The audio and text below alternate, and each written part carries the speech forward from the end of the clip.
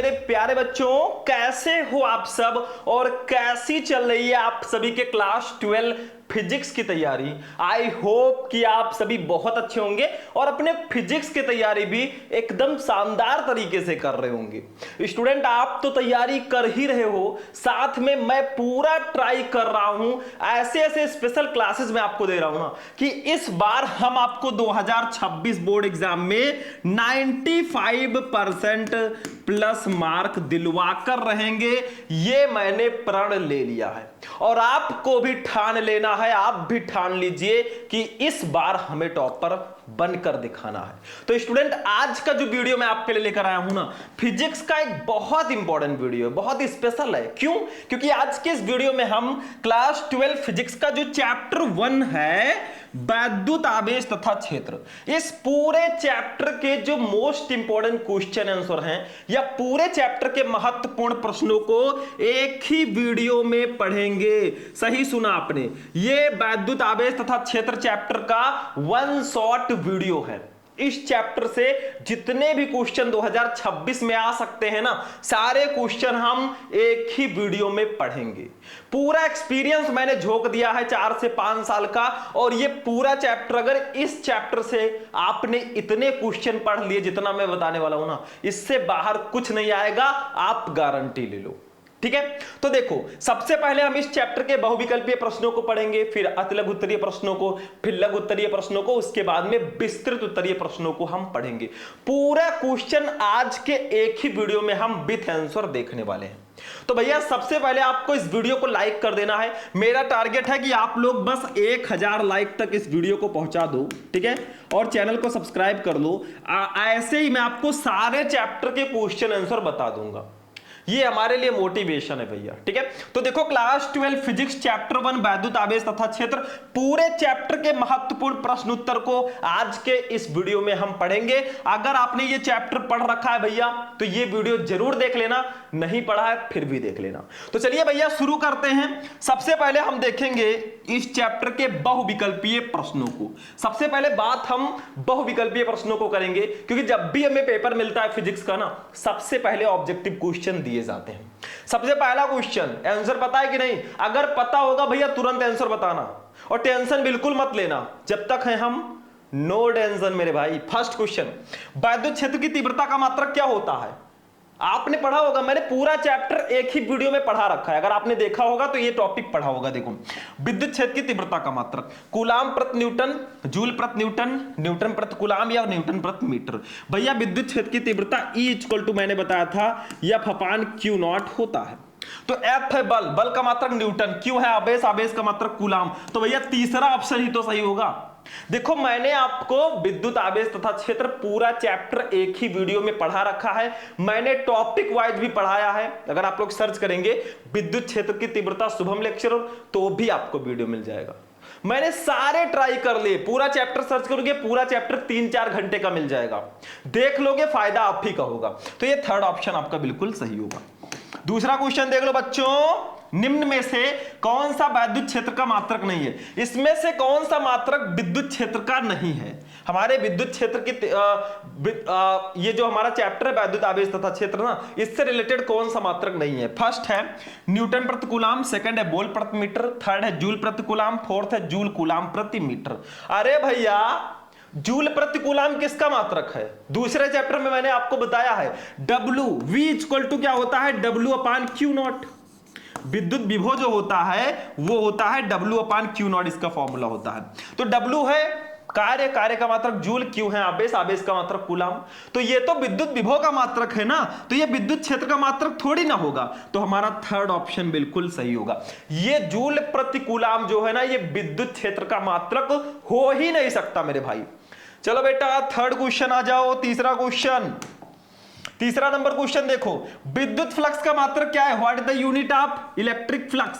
Phi E मैंने बताया था। देखो, न्यूटन प्रति कूलाम, बोल्ट मीटर, बोल्ट प्रति मीटर, और हमारा है न्यूटन मीटर प्रति कूलाम। तो इसका राइट आंसर होगा option number second, volt metre. विद्युत फ्लक्स का जो मात्रक होता है ना, वो बोल्ट मीटर होता है। ठीक है, मैंने phi E equal to E A cos theta ऐसे कुछ करके बताया था। न्यूटन मीटर स्क्वायर प्रति कूलाम भी इसका मात्रक होता है, मैंने आपको बताया था। और हमारा वोल्ट मीटर भी होता है। विद्युत फ्लक्स वाला टॉपिक जब मैं आपको पढ़ा रहा था ना, मैंने ये सब समझा दिया है मेरे भाई। चलो नेक्स्ट क्वेश्चन, बढ़ते चलो आगे, नहीं रुकेंगे कदम जब तक नहीं बनेंगे टॉपर।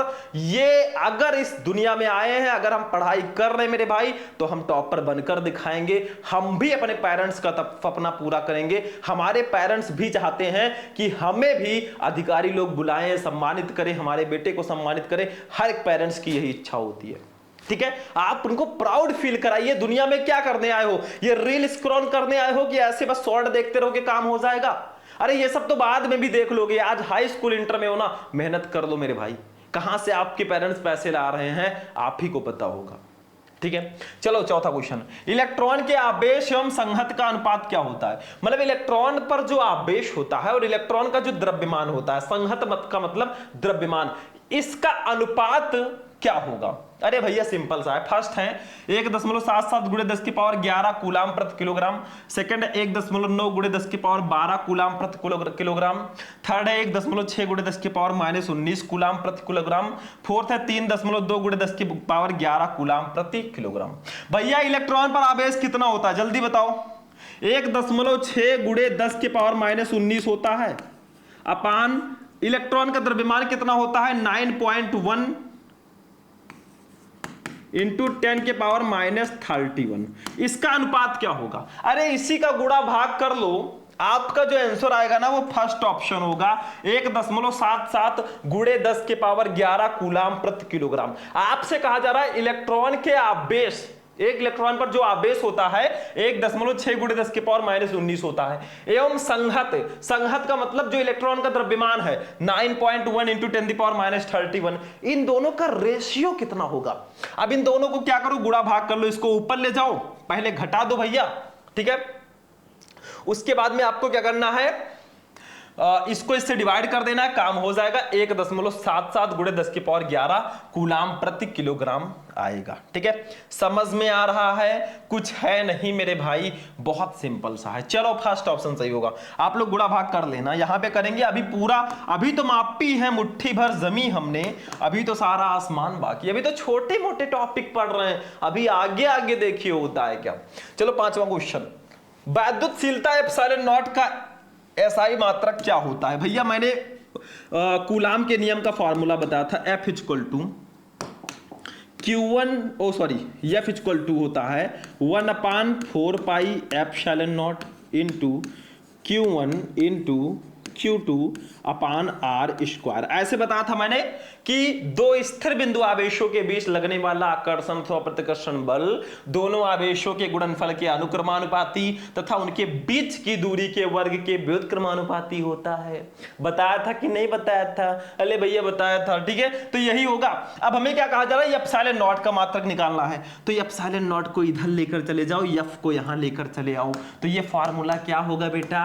एफ इक्वल टू हमारा होगा 1/4 pi into epsilon nought equal to कर दो, यहां पे हम एप्सिलॉन नॉट को इधर ले आए हैं, तो epsilon nought equal to 1/4 pi into Q1 into Q2 upon F आएगा यहां पे, जब एप्सिलॉन नॉट उधर जाएगा तो F इधर आ गया, F इनटू R स्क्वायर। अब बताओ एप्सिलॉन नॉट का मात्रक क्या होगा? ऑप्शन है कूलाम स्क्वायर प्रति न्यूटन मीटर स्क्वायर, सेकंड है न्यूटन मीटर स्क्वायर प्रति कूलाम स्क्वायर, थर्ड है न्यूटन प्रति कूलाम, फोर्थ है न्यूटन वोल्ट प्रति मीटर स्क्वायर। अरे भैया देखो मात्रक एप्सिलॉन नॉट का, देखो Q1 Q2 आवेश है, दोनों आवेश है, तो इसका मात्रक कूलाम, इसका मात्रक कूलाम, तो ये कूलाम स्क्वायर हो गया प्रति, F है बल, बल का मात्रक न्यूटन, R है दूरी, तो इसका मात्रक मीटर स्क्वायर लगा मीटर स्क्वायर, तो कूलाम स्क्वायर प्रति न्यूटन मीटर स्क्वायर। अब भैया यहां पे फर्स्ट वाला ऑप्शन बिल्कुल सही होगा। कितना सिंपल है, अगर आपको फॉर्मूला पता है तो बाकी सारी चीजें एकदम हलवा हो जाती हैं, बस खा ही लेना है। तो हमें कूलाम के नियम का फॉर्मूला पता है, तो हम एप्सिलॉन नॉट का मात्रक निकाल सकते हैं, कूलाम स्क्वायर प्रति न्यूटन मीटर स्क्वायर। ठीक है हो गया। तो ऑब्जेक्टिव क्वेश्चन हमारा यहां पे कंप्लीट होता है। देखो 5 मैंने बता दिए, अगर कोई और भी ऑब्जेक्टिव होगा ना तो आप लोग कमेंट कर देना, सर फुल फिजिक्स का ऑब्जेक्टिव क्वेश्चन लेकर आओ। आप लोग कमेंट कर देना पूरे फिजिक्स का ऑब्जेक्टिव लेकर आओ, भैया मैं उसी वक्त 55-60 जो भी ऑब्जेक्टिव हैं पूरे फिजिक्स में सब लेकर चले आऊंगा।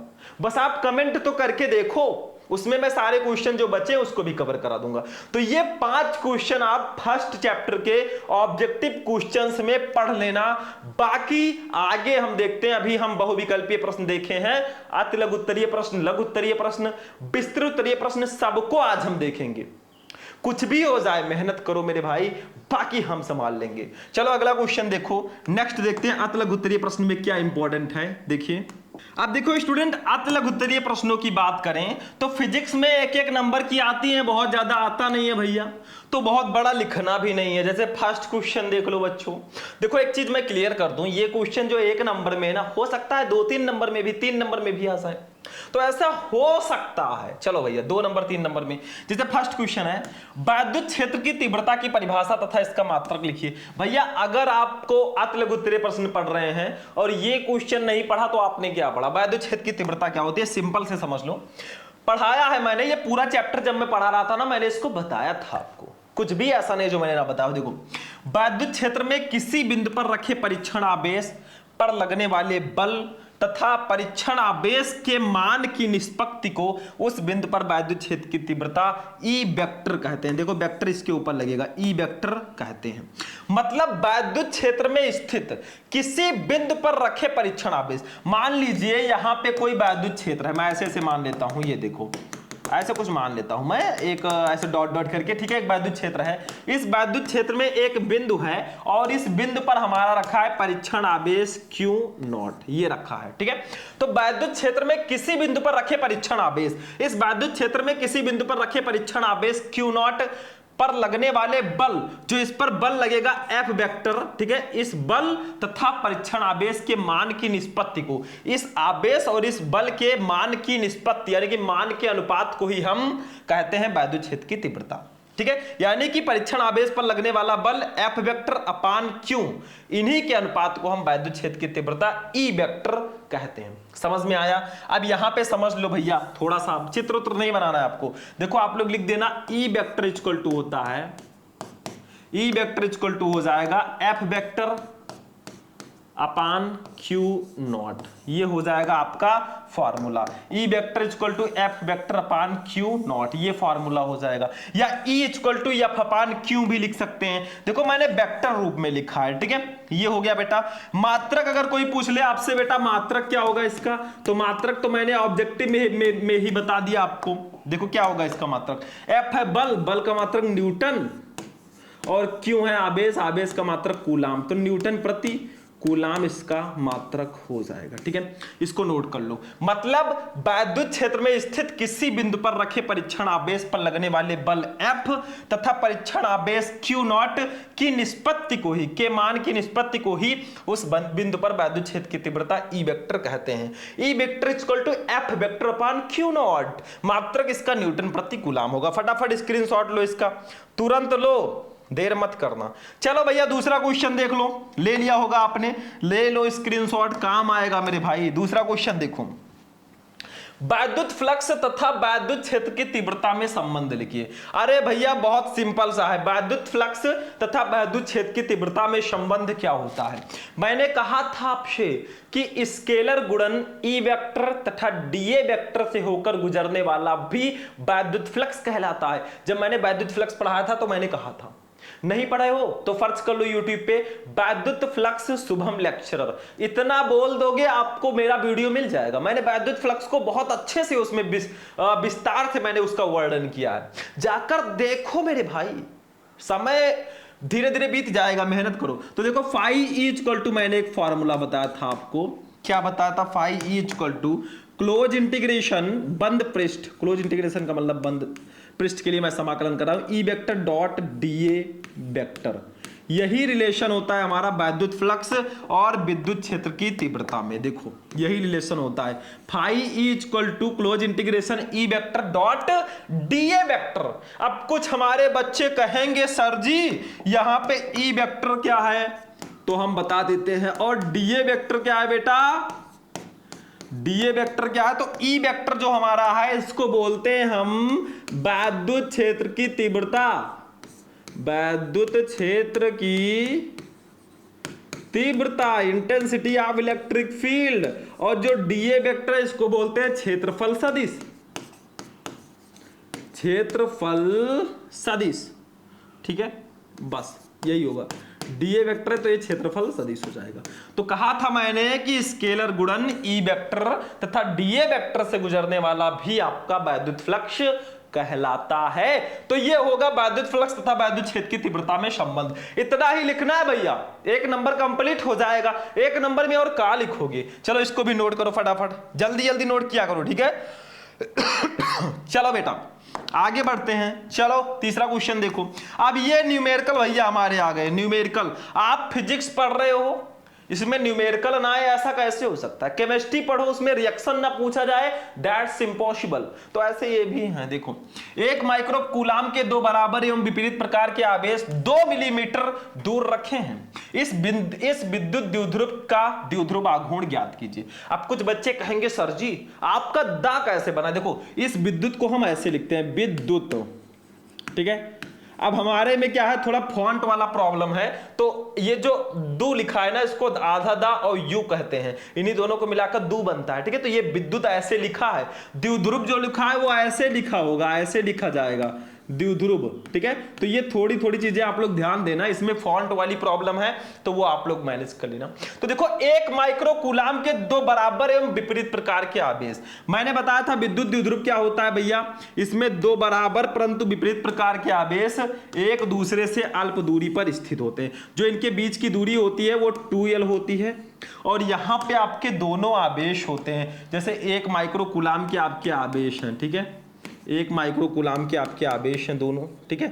इनके बीच की जो दूरी है 2l है, और 2l की वैल्यू हमें दी गई है, देखो कितना दिया गया है, 2 मिलीमीटर, 2 मिलीमीटर हमें दिया गया है, ठीक है। तो यहां पे हमें जो जो वैल्यू दी गई है वो लिखेंगे। देखो विद्युत द्विध्रुव आपको इसको डिनोट करते हैं, देखो आवेश को Q से डिनोट करते हैं, तो Q इक्वल टू हमें दिया गया है एक माइक्रो कूलाम। बच्चों एक माइक्रो कूलाम हमें दिया है Q की वैल्यू। अब इसको पहले कूलाम में बदलो भैया, माइक्रो कूलाम को कूलाम में बदलोगे ना तो 10 की पावर -6 से गुणा करना होगा। तो ये हमारा आ जाएगा Q इक्वल टू, देखो यहां पे हम गुणा करेंगे पहले, देखो 1 गुणे 10 के पावर -6, अब ये कूलाम में होगा तो 10 के पावर -6 का 1 से गुणा होगा तो 10 के पावर -6 कूलाम हो गया। अब देखो हमें जो यहाँ पे दूरी दी गई है ना 2 मिलीमीटर, ये 2l की वैल्यू दी गई है, क्योंकि दोनों आवेशों के बीच की दूरी 2l होती है। तो ये पूरे 2l की वैल्यू हमें दी गई है 2 मिलीलीटर, 2 मिलीमीटर, ठीक है, 2 मिमी। कुछ बच्चे क्या करेंगे L की वैल्यू लिख देते हैं, तब बाद में 2 से गुणा करते हैं, ये गलत हो जाएगा। 2l की वैल्यू हमें दी गई है 2 मिलीलीटर, तो 2l की वैल्यू क्या होगी। अब मिलीलीटर को पहले मीटर में बदलो भैया, तो देखो कैसे बदलोगे, ध्यान से, बहुत ध्यान से समझना। देखो भैया 1000 मिलीमीटर इक्वल टू 1 मीटर होता है, तो 2 मिलीमीटर को मीटर में बदलना है तो 2 को 1000 से गुणा करना होगा। तो इसको हम लिख सकते हैं 2/1000 को लिख सकते हैं 10 की पावर 3, इसको ऊपर लाएंगे तो 2 गुणे 10 की पावर -3, अब ये मीटर में हो जाएगा। तो 2 मिलीमीटर को अगर आपको मीटर में बदलना है ना तो 1000 से भाग देना होगा, क्योंकि मिलीमीटर को आप मीटर में बदल रहे हैं। तो ये यहां पे फाइनली 2 गुणे 10 की पावर -3 मीटर आ जाएगा। ये मैं समझाने के लिए आपको बता रहा था, तो इसको हम लिख सकते हैं 2 गुणे 10 के पावर -3, अब ये मीटर हो जाएगा। हमें निकालना है बेटा P की वैल्यू निकालनी है, तो चलो निकालते हैं। इसको मैं साइड में ऐसे कर देता हूं। हम P की वैल्यू निकालेंगे तो हमारा फॉर्मूला जो होता है वो होता है P इक्वल टू, P क्या है, विद्युत द्विध्रुव आघूर्ण है, ठीक है। आप लोग ऊपर लिख सकते हैं विद्युत द्विध्रुव आघूर्ण, P इक्वल टू हमारा होता है Q into 2l, Q into 2l इसका फॉर्मूला होता है। इस फॉर्मूले को आप लोग याद रखना बेटा, नहीं तो प्रॉब्लम हो सकती है, ठीक है। यही होता है विद्युत द्विध्रुव आघूर्ण का फॉर्मूला। तो P इक्वल टू हमारा हो जाएगा, देखो Q की वैल्यू कितनी है, Q की वैल्यू है 10 के पावर -6 गुणे 2l की वैल्यू है 2 गुणे 10 की पावर -3।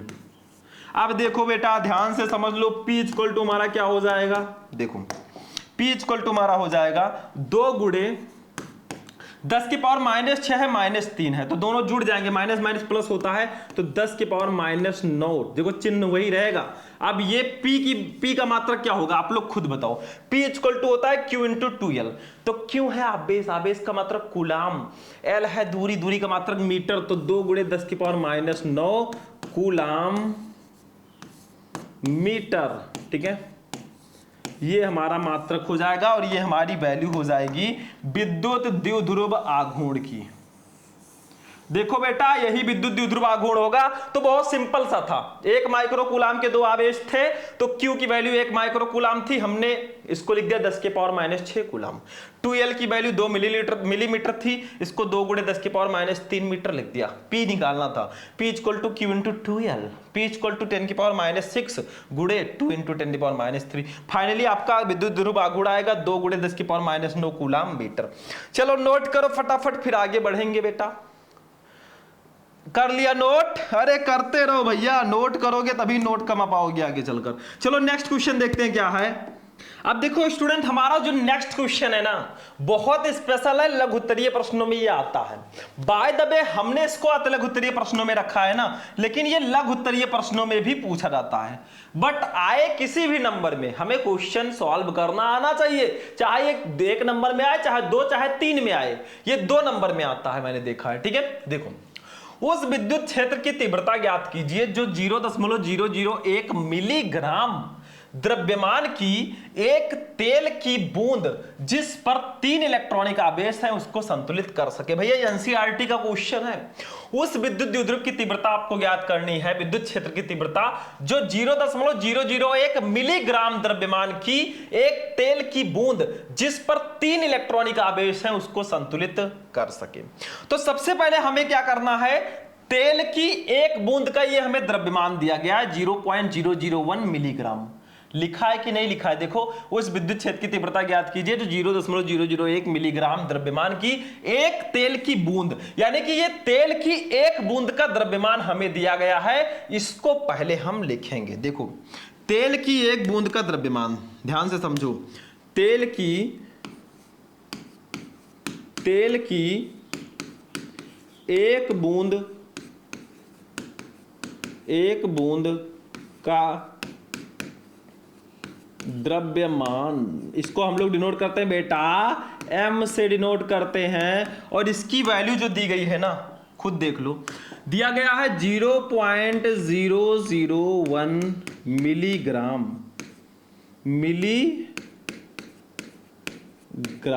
ठीक है, हमें इतना दिया गया है, समझ में आ गया। अब इसको पहले आप ग्राम में बदलो, फिर इसको किलोग्राम में बदलो। देखो भैया 0.001 मिलीग्राम है ना, पहले इसको हम क्या लिख सकते हैं, इसको हम लिख सकते हैं, मैं अभी इरेज कर दूंगा। मैं आपको देखो, मैं डायरेक्टली लिख सकता था कि इसको 10 के पावर माइनस 9 किलोग्राम लिख सकते हैं। किलोग्राम में हमें पहले बदलना है बाद में। ठीक है, तो पहले इस मिलीग्राम को मिलीग्राम में ही रहने दो। तो 0.001 है, इसको हम क्या लिख सकते हैं, 10 के पावर माइनस 3 मिलीग्राम इसको लिख सकते हैं। क्यों लिख सकते हैं? अरे भैया दशमलव हटा दोगे तो यही लिख सकते हैं। ठीक है, क्योंकि 1 2 3 अंक पहले दशमलव लगा है, तो इसको 10 की पावर माइनस 3 मिलीग्राम लिखेंगे। अब इसको क्या करो, पहले ग्राम में बदलो। तो 10 की पावर माइनस 3 मिलीग्राम को ग्राम में बदलेंगे तो 1000 से गुणा करना होगा। ठीक है, अब देखो ये 10 की पावर माइनस 3 होगा, अपान 1000 को 10 की पावर 3 लिखेंगे। इसको ऊपर ले जाएंगे तो हो जाएगा 10 के पावर माइनस 3 गुणे 10 के पावर माइनस 3, ये भी हो जाएगा। अब ये हो जाएगा 10 के पावर माइनस 6, दोनों जुड़ जाएंगे, माइनस माइनस प्लस, तो 3 3 6, ये हो गया ग्राम में। अभी ये ग्राम में हुआ है 10 की पावर माइनस 6 ग्राम, इसको हम लिख सकते हैं। लेकिन हमें किलोग्राम में बदलना है, तो 10 की पावर माइनस 6 को भी 1000 से गुणा करेंगे, क्योंकि 1000 ग्राम इक्वल टू 1 किलोग्राम होता है। तो अब हम क्या करेंगे, 10 के पावर माइनस 6 जो ग्राम आया है ना, इसको किलोग्राम में बदलना है, तो 1000 से गुणा कर दो, वही प्रोसेस। ये हो जाएगा 10 के पावर माइनस 6 अपान 10 के पावर 3 हो जाएगा। इसको ऊपर ले जाएंगे तो 10 के पावर माइनस 6 गुणे 10 के पावर माइनस 3 हो जाएगा, दोनों जोड़ेंगे तो 10 के पावर माइनस 9। अब ये हो जाएगा किलोग्राम में, किलोग्राम। ठीक है, तो हम लिख सकते हैं बच्चों, इस पूरी 0.001 मिलीग्राम को हम लिख सकते हैं 10 के पावर माइनस 9 किलोग्राम। ठीक है, इसको किलोग्राम में अगर लिखना है ना, मैं इसको भी इरेज कर दूंगा, मैंने समझा दिया ही है। तो इसको हम लिख सकते हैं 10 के पावर माइनस 9 किलोग्राम। मैंने निकालना सिखा दिया भाई, मैं डायरेक्टली भी लिख सकता था। ठीक है, इतना हो गया। अब तेल की एक बूंद पर आवेश क्या है, देखो जिस पर आवेश 3 इलेक्ट्रॉनिक आवेश हैं, तो हम निकालेंगे, अब हम आवेश निकालेंगे तेल की। चलो ब्लू पेन यूज कर लेते हैं। तेल की एक बूंद पर आवेश को हम लोग डिनोट करते हैं Q से। Q इक्वल टू क्या दिया है, देखो ये 3 इलेक्ट्रॉनिक आवेश के बराबर है, यानी कि Q इक्वल टू हमें दिया है 3e, 3 इलेक्ट्रॉनिक आवेश। तो एक इलेक्ट्रॉन पर कितना आवेश होता है भैया, 3 गुणे एक इलेक्ट्रॉन पर आवेश होता है 1.6 गुणे 10 के पावर -19। देखो 3 इलेक्ट्रॉनिक आवेश है तो 3 गुणे 1.6 गुणे 10 के पावर -19, इसका गुणा करेंगे तो 16 3 48, ये हो जाएगा 4.8 गुणे 10 के पावर -19, ये हो जाएगा कूलाम। ठीक है, इतना आ गया। 3 इलेक्ट्रॉनिक आवेश था तो मैंने उसको ऐसे लिख दिया। ये भी हो गया। हमें निकालना है वैद्युत क्षेत्र की तीव्रता। ठीक है, तो यहां पे हम लिखेंगे, ध्यान से समझ लो, लिखेंगे वैद्युत क्षेत्र की तीव्रता, ये हमें निकालनी है। मैं ऐसे लिख देता हूं, हमें E निकालना है। ठीक है, E निकालना है, इतना समझ गए, E हमें निकालना है। तो अब थोड़ा हम आइडिया लगाकर निकालेंगे। पहले आप ये सब वैल्यू ध्यान रखो, अब हम इसको इरेज करेंगे क्योंकि इसी पेज में हमें निकालना है, तो मैं इसको इरेज कर देता हूं, फिर हम विद्युत क्षेत्र की तीव्रता निकाल लेते हैं। आप वैल्यू याद रखना, M की वैल्यू है 10 के पावर -9 किलोग्राम और Q की वैल्यू है 4.8 गुणे 10 के पावर -19 कूलाम। तो इसको मैं इरेज करूंगा। ठीक है, देखो M की वैल्यू हमारी कितनी थी, 10 के पावर -9 किलोग्राम। आपको वो लिखना है कॉपी में जो मैंने इरेज किया है। ठीक है, जब आप लिखिएगा। और इलेक्ट्रॉन पर आवेश कितना था, Q इक्वल टू 3e था, तो मैंने लिखा था इसकी वैल्यू 4.8 गुणे 10 के पावर -19 कूलाम, इतना आया था। ठीक है, हमें E की वैल्यू निकालनी थी, विद्युत क्षेत्र की तीव्रता E निकालना था। ठीक है, तो देखो ध्यान से समझो, विद्युत क्षेत्र की तीव्रता E इक्वल टू आपका फॉर्मूला होता है, E इक्वल टू मैंने बताया था F/Q होता है कि नहीं होता है, F/Q0 या इसी को F/Q भी लिख सकते हैं। ठीक है, F/Q भी इसको हम लिख सकते हैं। लेकिन देखो हमें Q की वैल्यू तो पता है लेकिन F की वैल्यू नहीं पता है। यहां पे M है तो एक फार्मूला होता है वो लगा दो यहां पे, चूंकि एक फार्मूला आपने पढ़ा होगा F equal to mg, F equal to mg आपने फिजिक्स में शायद पढ़ा हो। ठीक है, तो अब ये वाला फार्मूला हम उठाकर रख देंगे F के जगह पर। ठीक है, F के जगह पर रख देंगे mg, तो हमारा हो जाएगा E इक्वल टू हो जाएगा, देखो F के जगह पर mg को रख देंगे तो ये हो जाएगा, देखो mg/Q हो जाएगा।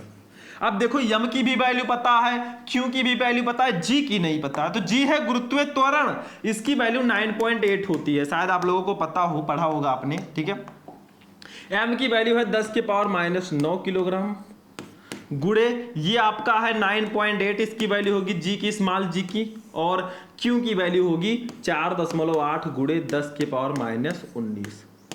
ठीक है, अब ये दशमलव से दशमलव कैंसिल करो, 48 दूना 96, ये लगभग जब आप काटेंगे ना तो आपका आएगा 2.04 अप्रॉक्स आएगा। तो हमारा फाइनली आंसर जो आएगा E इक्वल टू वो आ जाएगा बेटा 2.04 गुणे 10 के पावर -9 गुणे 10 के पावर -19 है, इसको ऊपर ले जाएंगे तो 10 के पावर +19 हो जाएगा।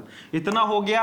अब हमारा E की जो वैल्यू आएगी ना वो आ जाएगी बेटा बच्चा पार्टी 2.04 गुणे 10 के पावर -19 और ये +19 है, तो भैया माइनस प्लस माइनस, तो 19 में से 9 जाएगा तो 10 बचेगा, लेकिन चिन्ह किसका होगा, प्लस का होगा। क्यों? क्योंकि प्लस वाला ज्यादा है, जो ज्यादा होगा उसका ही चिन्ह होगा। अगर यहाँ पे -19 होता +9 होता तो भैया माइनस लगाते। तो ये होगा 10 के पावर 10 न्यूटन प्रति कूलाम, न्यूटन प्रति कूलाम। ठीक है, और यही हो जाएगा मेरे भाई, मेरे स्टूडेंट, मेरे बच्चों, यही होगा हमारा आंसर। हो गया। ठीक है, तो कुछ नहीं था, हमें क्या दिया गया था, हमें तेल की एक बूंद का द्रव्यमान दिया गया था यम 0.001 मिलीग्राम, इसको मैंने किलोग्राम में बदला तो 10 की पावर -9 किलोग्राम हुआ। एक तेल की बूंद पर आवेश 3 इलेक्ट्रॉन था तो Q = 3 इलेक्ट्रॉन, तो 1.6 का 3 गुणे 10 की पावर -19 का 3 से गुणा किया तो 4.8 गुणे 10 की पावर -19 कूलाम आ गया। विद्युत क्षेत्र की तीव्रता E निकालनी थी तो E equal to F upon Q होता है। चूंकि F इक्वल टू mg भी होता है तो E equal to mg upon Q हो जाएगा। M की वैल्यू रखा, G की वैल्यू रखा, Q की वैल्यू रखा, फाइनली आंसर आ गया 2.04 इंटू 10 की पावर 10 न्यूटन प्रति कूलाम। नोट करो, स्क्रीनशॉट लो भैया। चलो आगे बढ़ते हैं, इसको नोट कर लिया। चलो अगला क्वेश्चन देखिए क्या है। ये 2 नंबर 3 नंबर में क्वेश्चन आता है, ध्यान रखना, मैंने सॉल्व करा दिया। चलो नेक्स्ट क्वेश्चन देखो क्या है, न्यूमेरिकल ही होगा वो भी। अब देखो स्टूडेंट, हमारा जो नेक्स्ट क्वेश्चन है भैया ना, ये भी एक न्यूमेरिकल है। बाय द वे ये लघुत्तरीय प्रश्नों में आता है, मैंने किसी भी में लिया हो क्वेश्चन ना, बट उसमें ही आएगा। तो ये भैया बहुत स्पेशल क्वेश्चन, न्यूमेरिकल है। फिजिक्स में न्यूमेरिकल तो होगा ही। पांचवा, एक अनंत लंबाई के एक समान आवेशित सीधे तार का रैखिक आवेश घनत्व या रेखीय आवेश घनत्व 10 गुणे 10 की पावर -8 कूलाम प्रति मीटर है। तार से 2 सेंटीमीटर दूर उत्पन्न वैद्युत क्षेत्र की तीव्रता ज्ञात करनी है। अरे भैया हमें रेखीय आवेश घनत्व दिया गया है, देखो रेखीय आवेश घनत्व, इसको बेटा डिनोट करते हैं लैम्डा से, लैम्डा। और लैम्डा इक्वल टू क्या दिया है, 10 गुणे 10 के पावर -8 कूलाम प्रति मीटर। ठीक है, इतना दिया गया है बेटा। फिर हमें दिया गया है तार से 2 सेंटीमीटर की दूरी, हमें आर दी गई है भैया 2 सेंटीमीटर, 2 सेंटीमीटर। इसको मीटर में बदलोगे तो ये कितना आएगा, आप ही लोग बता दो, मैं क्या बताऊं। 2 को 100 से भाग दे दो, 100 को 10 के पावर 2 लिख सकते हैं, उसको ऊपर ले आओ तो हो जाएगा 2 गुणे 10 के पावर -2 मीटर हो जाएगा। इसमें बताना क्या है, हमें निकालना है विद्युत क्षेत्र की तीव्रता E ही तो निकालनी है बेटा, E। ठीक है, तो एक फार्मूला होता है, अनंत लंबाई के एक समान आवेशित सीधे तार के निकट वैद्युत क्षेत्र की तीव्रता। आप लोग लिख देना, मैं बोल रहा हूं, अनंत लंबाई के एक समान आवेशित सीधे तार के निकट वैद्युत क्षेत्र की तीव्रता का एक फार्मूला होता है E इक्वल टू, एक फार्मूला होता है, ध्यान से समझ लो। E इक्वल टू हमारा फार्मूला होता है lambda upon 2 pi epsilon not R। ये हमारा फार्मूला होता है, lambda upon 2 pi epsilon not R। ये हमारा फार्मूला होता है अनंत लंबाई के एक समान आवेशित सीधे तार के निकट वैद्युत क्षेत्र की तीव्रता का। लेकिन बेटा इसमें हम क्या करेंगे, 2 से ऊपर गुणा कर दो, 2 से नीचे गुणा कर दो, तो ये हमारा फार्मूला जो निकल कर आएगा ना। अब हम इसको लिख सकते हैं, देखो ध्यान से, इसको लिख सकते हैं हम लोग 1/4 pi epsilon nought into 2 lambda अपान R। ऐसे लिख सकते हैं, देखो ऊपर 2 से गुणा करोगे तो 2 लैम्डा हो गया, नीचे 2 पाई एप्सिलॉन नॉट हो जाएगा 4 पाई एप्सिलॉन नॉट अपान R। ठीक है, ये हो गया बेटा, हो गया कि नहीं, हो गया। चलो अब E इक्वल टू हमारा हो जाएगा, देखो 1/4 पाई एप्सिलॉन नॉट को हम इसकी वैल्यू होती है 9 इंटू 10⁹ इंटू 2 इंटू लैम्डा की वैल्यू कितनी है, ऊपर देख लो 10 के पावर 10 गुणे 10 के पावर -8 अपान नीचे R की वैल्यू कितनी है, 2 गुणे 10 के पावर -2। भैया 2 से 2 को कैंसिल करो, काम खत्म कर दो इनका। E इक्वल टू हमारा हो जाएगा, देखो ध्यान से समझना, बहुत ध्यान से देखो, ये 9 है, 9 को ऐसे रहने देंगे, नहीं छेड़ेंगे। ये देखो इसके पावर 1 मान सकते हैं, तो 9 1 जुड़ेगा 10 हो जाएगा, तो 10 के पावर 10 हो गया, गुणे 10 के पावर -8 है, गुणे 10 के पावर -2, इसको ऊपर ले जाएंगे तो 10 के पावर +2 हो जाएगा। ठीक है, अब हमारा फॉर्मूला होगा E इक्वल टू क्या हो जाएगा, देखो ध्यान से, ये हो जाएगा 9 इंटू 10⁻10 है, ये 2 है, प्लस प्लस वाले को जोड़ दो तो 10 की पावर 10 और 2 जुड़ेगा तो 10 की पावर 12 हो गया, गुणे 10 की पावर -8 हो गया। ठीक है, इतना हो गया बेटा। अब देखो E इक्वल टू हमारा हो जाएगा, ध्यान से समझना, ये हो जाएगा 9 इंटू 10⁻12 में से 8 जाएगा तो 4 बचेगा, 4। देखो इसको थोड़ा इरेज कर देता हूं, अच्छे से लिख देता हूं, डाउट ना रहे। ठीक है, तो 9 इंटू 10⁻4 न्यूटन प्रति कूलाम। ठीक है, यही वैल्यू हो जाएगी, यही आंसर। ये देखो बेटा, यही आंसर हो गया।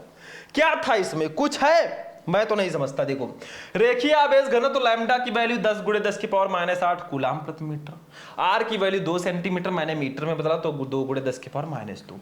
अनंत लंबाई के रेखीय आवेश के कारण विद्युत क्षेत्र की तीव्रता, गॉस के नियम का अनुप्रयोग है, इसको मैंने सॉल्व कराया है डेरिवेशन। देखो E = λ/2πε0, इसको लिख सकते हैं E = 1/4πε0 × 2λ/r।